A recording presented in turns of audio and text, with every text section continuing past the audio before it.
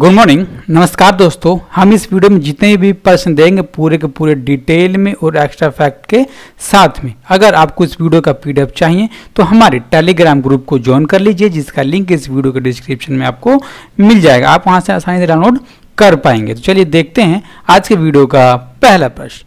क्या है पहला प्रश्न? भारत की पहली कोविड के परीक्षण के लिए आई लैब एक मोबाइल डायग्नोस्टिक्स यूनिट है जिसको किसने शुरू किया? तो इसको शुरू किया गया ऑप्शन नंबर बी, यानी कि हर्षवर्धन सिंह की तरफ से शुरू किया गया। ये है कौन? ये भारत के पेन टाइम दोस्तों विज्ञान और प्रौद्योगिकी मंत्री तथा स्वास्थ्य और परिवार कल्याण मंत्री भी हैं। ठीक है, अब देखिए दोस्तों इसको इन्होंने कहां से लॉन्च किया? तो देश की राजधानी न्यू दिल्ली से इसको लॉन्च करने का काम किया गया दोस्तों। अब देखिए ये भारत की पहली आई लैब, यानी आई लैब का मतलब संक्रामक रोगों का जो भी दोस्तों टेस्ट किया जाता है, परीक्षण किया जाता है, ऐसा पहली दोस्तों ये गाड़ी है जिसको लॉन्च किया गया। ठीक है, अब देखिए इसको बनाया किसने और किसके सहयोग से लॉन्च किया गया? तो राष्ट्रीय बायोफार्मा मिशन के तहत बायोटेक्नोलॉजी विभाग के सहयोग से आंध्र प्रदेश मेकटेक जोन ने दोस्तों इसको लॉन्च करने का काम किया है और इसको रिकॉर्ड 8 दिन में बनाया गया। यानी कि जो गाड़ी की दोस्तों चेसी है उसके अलावा जो इसको लैब को बनाने में दोस्तों जो टाइम लगा वो लगा है 8 दिन। अब देखिए इसमें कौन कौन से टेस्ट किए जा सकते हैं ऑन साइट? दोस्तों ऑन साइट टेस्ट कर सकते हैं। एलिसा टेस्ट हो गया दोस्तों, RT-PCR टेस्ट हो गया, बायोकेमिस्ट्री, एल्जाइमर और BACEL2 टेस्ट होगा दोस्तों। ये किया जा सकता है बहुत आसान तरीके से ऑन साइट। अब देखिए दोस्तों इसमें जो RT-PCR टेस्ट है वो 25 किए जा सकते हैं एक दिन में, तथा इसमें दोस्तों जो एलिसा टेस्ट है वो 300 किए जाएंगे एक दिन में। अब देखिए दोस्तों इसको जो क्षमता है इसको 500 करने की है प्रति दिन के हिसाब से, यानी कि एक दिन में 500 टेस्ट किया जाएगा, इसकी क्षमता को बढ़ाया जाएगा दोस्तों। ठीक है, अब देखें दोस्तों हम अगला प्रश्न है 2 नंबर के लिए। भारत का पहला जलवायु परिवर्तन आकलन को किस शीर्षक से जारी किया गया? तो इसको जारी किया गया ऑप्शन नंबर ए, यानी कि भारतीय क्षेत्र पर जलवायु परिवर्तन का आकलन, ये इसका शीर्षक है। और दोस्तों इस आंकड़े को पहली बार भारत सरकार ने जारी किया, यानी कि इससे पहले भारत सरकार इस आंकड़े को जारी करती नहीं रही है। ठीक है, अब देखिए दोस्तों इसको किसने और किसके समर्थन से जारी किया है? तो पृथ्वी विज्ञान मंत्रालय के समर्थन से भारतीय उष्णकटिबंधीय मौसम विज्ञान संस्थान पुणे के वैज्ञानिकों ने इसको जारी किया है दोस्तों। ठीक है, इसको पहली बार जारी किया, इसलिए बहुत ही वीवीआईपी प्रश्न दोस्तों बन जाता है, वेरी वेरी इंपॉर्टेंट प्रश्न। ठीक है दोस्तों, अब देखिए इसको कैसे जारी किया गया है? तो दोस्तों एक ओपन सोर्सिंग एक्सेस बुक के माध्यम से जारी किया गया, जिसमें कोई भी इसको पढ़ सकता है और देख सकता है बहुत आसान तरीके से। अब देखिए इस रिपोर्ट में कौन कौन से आकलन दिए गए हैं दोस्तों। इस रिपोर्ट में कहा गया कि भारत का औसत तापमान है ये 1901 से लेकर के 2018 तक इसमें कितनी वृद्धि हुई है? तो दोस्तों इसमें वृद्धि हुई है 0.7 डिग्री की वृद्धि हुई है, तथा जो हमारे ग्रीन हाउस गैस है दोस्तों अगर उसमें ऐसी वृद्धि होती रही तो सबसे कम दोस्तों वृद्धि होगी 2.7 डिग्री की और मैक्सिमम वृद्धि होगी 4.4 डिग्री की। कब तक? तो 2099 तक दोस्तों। ठीक है, ऐसा आंकड़े में जारी किया गया दोस्तों। अब देखिए जो मुंबई और बंगाल के तट हैं, जो उसके जो समुद्री तल है उसमें कितनी वृद्धि हुई है? तो 3 सेंटीमीटर से 5 सेंटीमीटर की दोस्तों उसमें वृद्धि हुई है। ठीक है, कब से कब तक? तो 1 दशक में दोस्तों ये वृद्धि हुई और 2099 तक कितनी हो जाएगी? तो 30 सेंटीमीटर की वृद्धि हो जाएगी। ओके दोस्तों, अब देखिए अरब सागर और बंगाल की खाड़ी सहित जितने भी भारतीय महासागर दोस्तों उसमें 1991 से लेकर 2015 तक 1 डिग्री सेल्सियस की वृद्धि हुई है प्रति साल के, यानी कि प्रति वर्ष के दर से। ठीक है दोस्तों, अब देखिए अब हम विश्व ऊर्जा 2020 की सांख्यिकीय समीक्षा के 69वें संस्करण के अनुसार भारत का वैश्विक ऊर्जा खपत में क्या स्थान है? तो ये स्थान है भारत का ऑप्शन नंबर बी, यानी कि दूसरा स्थान है। तो पहला स्थान किसका है? तो पहला स्थान है अपना पड़ोसी देश चीन का, और दोस्तों तीसरा स्थान किसका है? तो वो तीसरा स्थान है यूएसए यानी कि अमेरिका का। अब देखिए जो ये आंकड़े हैं इसको जारी किसने किया? तो इस आंकड़े को जारी किया है एक दोस्तों यूनाइटेड किंगडम की दोस्तों एक तेल और गैस की कंपनी, क्या नाम है उसका? BPPLC कंपनी दोस्तों, उसने इसको जारी करने का काम किया। अब देखिए जो डाटा है ये 2019 तक का डाटा लिया गया। ठीक है, इसमें 2019 तक की रही बात की गई है। अब देखिए दोस्तों जो इसमें कौन कौन से ऊर्जा खपत को रखा गया। तो ऊर्जा खपत है जिसमें से तेल, प्राकृतिक गैस, कोयला, बिजली, कार्बन उत्सर्जन, नवीकरणीय ऊर्जा तथा जल और परमाणु ऊर्जा को इसमें रखा गया है, जिनमें सांख्यिकी खपत के मामले में खर्च होने के मामले में दोस्तों। अब देखिए कार्बन उत्सर्जन के लिए भारत में दोस्तों जो उत्सर्जन होता है उसमें प्रति वर्ष 0.5% की वृद्धि हुई है। ठीक है, तेल की खपत में 0.9 मिलियन प्रति बैरल की दोस्तों वृद्धि हुई है। अब देखिए दोस्तों एक ऐसा ही प्रश्न पूछा था कि एक बैरल में कितने लीटर होते हैं। आप याद कीजिए कि एक बैरल में 159 लीटर होते हैं। बहुत ही इंपॉर्टेंट प्रश्न दोस्तों, और काफी बार पेपर में पूछा गया, आपने भी इसको देखा होगा। अब देखिए प्राकृतिक गैस के मामले में 78 बिलियन क्यूबिक मीटर की वृद्धि हुई है। ठीक है, कोयला के मामले में गिरावट आई है, कितनी 0.6% की प्रति वर्ष गिरावट आई है। ओके, अब देखिए नवीकरणीय ऊर्जा और पनबिजली के मामले में 0.3% की वृद्धि हुई है प्रति वर्ष। ठीक है, और बिजली के क्षेत्र में 1.3% की वृद्धि हुई है प्रति वर्ष दोस्तों। ठीक है, इस दोस्तों जितने भी आंकड़े उसको एक बार और देख लीजिएगा, जब आपको याद ना हुआ हो तो वही आंकड़े बहुत ही इंपॉर्टेंट है। अब देखिए जिस कंपनी ने इसको जारी किया तो उस कंपनी के बारे में जानते हैं। तो दोस्तों वो कंपनी है का नाम है BPPLC। इसका मुख्यालय कहाँ है? तो इसका मुख्यालय है लंदन में, तथा इसका CEO कौन है प्रेजेंट टाइम पे? तो बर्नार्ड लोनी इसके प्रेजेंट टाइम के CEO। तो अब देखते हैं अगला प्रश्न 4 नंबर के लिए।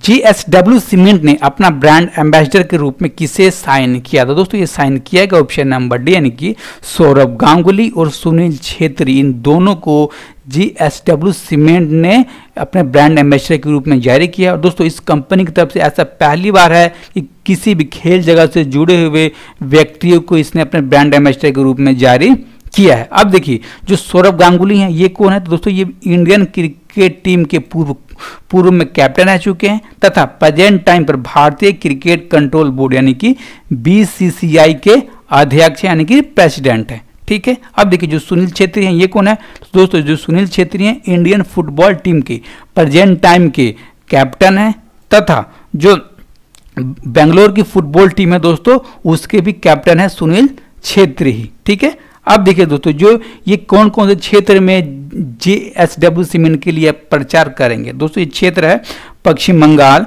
बिहार और उड़ीसा में मार्केटिंग करेंगे, यानी कि प्रचार करेंगे JSW सीमेंट के लिए। अब देखिए दोस्तों जो JSW सीमेंट है इसके ब्रांड नेम के अध्यक्ष कौन है? तो सज्जन जिंदल, मुख्यालय है मुंबई में।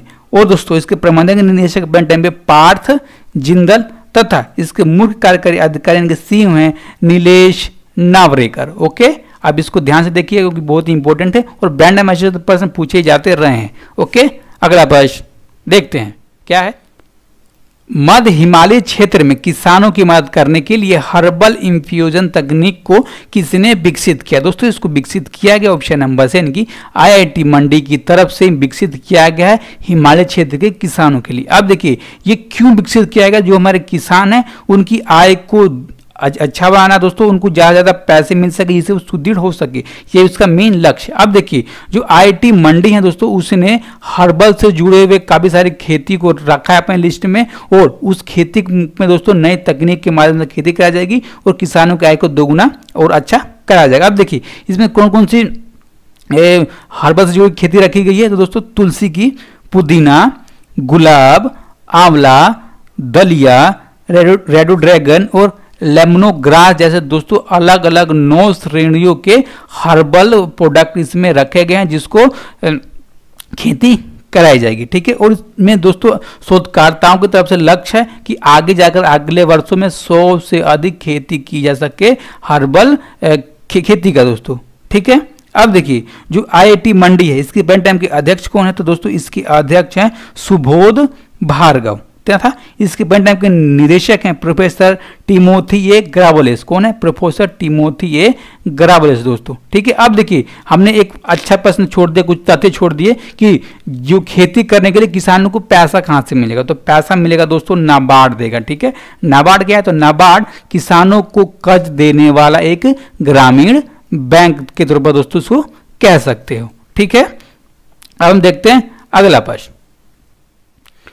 BMW ग्रुप इंडिया का अध्यक्ष किसे नियुक्त किया गया? तो ये नियुक्त किए गए ऑप्शन नंबर बी यानी कि विक्रम पावर। ठीक है, अब देखिए ये नियुक्त हो गए हैं, या फिर नियुक्ति लेंगे कब? तो 1 अगस्त 2020 से ये काम धाम अपना संभाल लेंगे BMW ग्रुप इंडिया के अध्यक्ष के रूप में। अभी देखिए दोस्तों प्रेजेंट टाइम पर कहाँ काम कर रहे हैं? तो प्रेजेंट टाइम पर BMW ग्रुप के दोस्तों ऑस्ट्रेलिया और इंग्लैंड के मुख्य कार्यकारी अधिकारी यानी कि CEO के रूप में ये काम कर रहे हैं। और दोस्तों ये ऑस्ट्रेलिया और इंग्लैंड के CEO तो रहेंगे ही, और साथ में BMW ग्रुप इंडिया के भी अध्यक्ष के रूप में ये काम करेंगे साथ साथ तौर पर, यानी कि पैरेलल तौर पर। अब देखिए इससे भी पहले ये भारत के दोस्तों अध्यक्ष के रूप में भी ये काम कर चुके हैं। कब इन्होंने किया था? तो 2017-18 के बीच में इन्होंने काम किया था और इनको बनाया गया था BMW ग्रुप इंडिया का अध्यक्ष दोस्तों। ओके, अगला प्रश्न, अंतर्राष्ट्रीय योग दिवस को पहली बार कब मनाया गया था? तो इसको पहली बार मनाया गया था ऑप्शन नंबर बी यानी कि 21 जून 2015 को इसको पहली बार मनाया गया था दोस्तों। अब देखिए हमने इस प्रश्न को ऐसे क्यों लिखा? इसलिए लिखा दोस्तों कि सबको याद होता है कि 21 जून को अंतर्राष्ट्रीय योग दिवस मनाया जाता है, लेकिन ये प्रश्न ऐसे भी पूछा जा सकता है और ऐसे पूछने की ज्यादा संभावना है कि इसको पहली बार कब मनाया गया था, इसलिए हमको इसको ऐसे लिया है दोस्तों। अब देखिए सरकार की तरफ से अब की बार इसने लक्ष्य रखा है कि 10 मिलियन लोगों के पास पहुंचा जा सके इस अंतर्राष्ट्रीय योग दिवस के माध्यम से, और इसके लिए दोस्तों उसने कहा है कि अपनी आप वीडियो बनाइए और उसको सोशल मीडिया पर शेयर कीजिए। किस हैशटैग के साथ? तो 10 मिलियन सूर्य नमस्कार और हैशटैग नमस्ते योगा के साथ इसको शेयर कीजिए। ठीक है दोस्तों, अब देखिए इसकी थीम क्या है? तो अब की बार की इसकी थीम यानी कि 2020 की थीम है घर में रहते हुए अपने परिवार के साथ योग करना। और दोस्तों जो जैसे आप इमेज में देख पा रहे हैं, आप अपनी वीडियो बनाइए और सोशल मीडिया पर शेयर कर दीजिए। ठीक है, अब देखिए घर पे अब की बार क्यों किया जा रहा है? तो कोविड-19 के यानी कोरोना वायरस के संक्रमण को देखते हुए, उसके भयावह रूप को देखते हुए। ठीक है, अब देखिए ये भारत के तत्कालीन दोस्तों प्रधानमंत्री हैं जो श्री नरेंद्र मोदी, उन्होंने 11 दिसंबर 2014 को संयुक्त राष्ट्र महासभा के दोस्तों जो सम्मेलन हो रहा था वहां पर अपना प्रस्ताव रखा था अंतर्राष्ट्रीय योग दिवस के लिए, तब इसको वहां पर मान्यता दे दी गई और इसकी घोषणा कर दी गई। ओके दोस्तों, अब हम देखते हैं कौन सा प्रश्न? तो 8 नंबर का प्रश्न, जल जीवन मिशन के अंतर्गत महाराष्ट्र को कितने करोड़ रुपए जारी किया गया? दोस्तों ये जारी किया गया ऑप्शन नंबर यानी कि 1829 करोड़ रुपए जल जीवन मिशन के अंतर्गत में महाराष्ट्र को जारी किया गया है। ठीक है दोस्तों, अब देखिए ये है क्या? इसका लक्ष्य क्या है? तो इसका लक्ष्य है 2023 और 2024 तक भारत के सभी गांव में स्वच्छ जल नल के माध्यम से ग्रामीण इलाकों में पहुंचाना इसका मेन लक्ष्य है दोस्तों। अब देखिए इसका एक ये भी लक्ष्य है कि गांव के प्रत्येक व्यक्ति को एक दिन में 55 लीटर कितना पानी पहुंचाना, ये भी इसका लक्ष्य रखा गया। ठीक है, अब देखिए अकेला महाराष्ट्र नहीं है जिसको इसके तहत में राशि जारी की गई है, इसके बाद दोस्तों राशि जारी की गई इसको कर्नाटक को कितनी राशि जारी की गई है? तो 1189.40 करोड़ रुपए की राशि जारी की गई है। और उसके बाद दोस्तों राशि जारी की गई त्रिपुरा को कितनी? 156.61 करोड़ रुपए, यानी कि तीनों राज्यों को ये राशि जारी की गई है। ठीक है, अब देखेंगे दोस्तों अगला प्रश्न 9 नंबर के लिए, सऊदी अरब का सार्वजनिक निवेश कोष ने जियो प्लेटफॉर्म में कितने प्रतिशत हिस्सेदारी खरीदी है? तो हिस्सेदारी खरीदी गई ऑप्शन नंबर बी यानी कि 2.32% की हिस्सेदारी खरीदी गई है सऊदी अरब के सार्वजनिक निवेश कोष की तरफ से दोस्तों। अब देखिए जो 2.3% की हिस्सेदारी है इसको कितनी राशि में कितने रुपए में खरीदा गया? तो इसको खरीदा गया दोस्तों 11,367 करोड़ रुपए में हिस्सेदारी खरीदी गई है। और दोस्तों लगातार 22 अप्रैल से दोस्तों ये हिस्सेदारी खरीदती आ रही है, यानी कि दोस्तों 22 अप्रैल देख रहे हैं कोई ना कोई कंपनियां जियो में अपने शेयर खरीद रही है। ठीक है, और अब तक इससे जो जियो कंपनी को 11.15 लाख करोड़ रुपए का फायदा पहुंचा है। और ऐसा दोस्तों बहुत कम समय में और इतनी ज्यादा राशि इकट्ठा करने वाला जियो विश्व की पहली कंपनी बन गई है दोस्तों। अब देखिए जो जियो प्लेटफॉर्म का दोस्तों जो इक्विटी मूल्य है वो कितना हो गया इसी के साथ? तो 4 लाख करोड़ रुपए, तथा दोस्तों जो उसका उद्यम का जो रेट है मूल्य है वो कितना हो गया? वो हो गया 5.16 लाख करोड़ रुपए दोस्तों। ठीक है, इसको आपको इतना भी याद करना। और एक अभी भी प्रश्न है कि जियो प्लेटफॉर्म में सबसे ज्यादा हिस्सेदारी कौन सी कंपनी की है, तो वो कंपनी है फेसबुक। कितनी हिस्सेदारी है, तो हिस्सेदारी है 9.99% की हिस्सेदारी है। ठीक है, अब देखिए जो सार्वजनिक निवेश कोष है सऊदी अरब का, इसका मुख्यालय कहाँ है, इसका हेडक्वार्टर कहाँ है, तो दोस्तों इसका हेडक्वार्टर है रियाद सऊदी अरब में। ठीक है, इसके अध्यक्ष कौन है दोस्तों, इसके अध्यक्ष हैं वहां के प्रिंस हैं मोहम्मद बिन सलमान बिन अब्दुल अजीज अल सऊद। ओके, अब हम देखेंगे कि रूसी राष्ट्रपति ने किसको द्वितीय विश्व युद्ध के स्मारक पदक के साथ सम्मानित किया है। दोस्तों ये सम्मानित की गए ऑप्शन नंबर से किम जोंग उन को सम्मानित किया गया। ठीक है, इस प्रश्न का सही जवाब किसने दिया, तो इसका सही जवाब दिया विजय कुमार, कुणाल कुमार सिंह, रितेश दुबे, सनन्या यादव और अमित मलिक। इन सब दोस्तों ने इस प्रश्न का सही जवाब दिया है। अब हम देखेंगे आज का प्रश्न। क्या है आज का प्रश्न, कि जयललिता के निवास को स्मारक में बदल दिया गया, उसका नाम क्या है दोस्तों। अब ठीक है, और जयललिता से जुड़े जितने भी तथ्य होंगे दोस्तों उसको भी आप लिखिएगा, और इस प्रश्न से जितने भी जुड़े हुए तथ्य होंगे उसको भी आप लिखिएगा। ठीक है, और जो भी दोस्तों चैनल पर नए हैं चैनल को भी सब्सक्राइब कर लीजिए, वीडियो को लाइक कर लीजिए। ठीक है, और अपना ज़्यादा से ज़्यादा लोगों तक पहुंचाने के लिए इस वीडियो को शेयर जरूर करिए अपने जितने भी आपके स्टडी रीडर ग्रुप है वहां पर। ठीक है, और अपना ख्याल रखिए। धन्यवाद, नमस्कार।